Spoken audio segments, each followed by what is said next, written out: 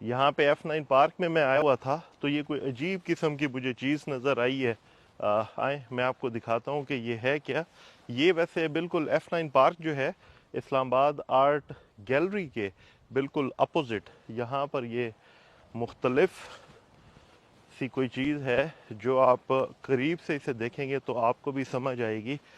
ये फाइबर के स्कल्पचर हैं मगर बड़े मीनिंगफुल हैं। ये जो हमारे रिनाउंड आर्टिस्ट हैं जमाल शाह साहब, उन्होंने ये बनाए हैं। और इसके बनाने का मकसद क्या है?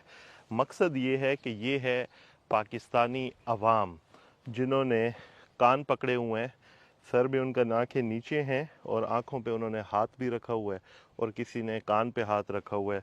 ना ये देख सकते हैं, ना सोच सकते हैं, ना कुछ बोल सकते हैं। तो इस कंडीशन में ये सारे के सारे स्कल्पचर है। जमाल शाह साहब अगर यहाँ पर मौजूद होते तो वो एक एक की कहानी बताते कि ये सारे इस हालत में क्यों हैं और इनको कैसे पहुँचाया गया है।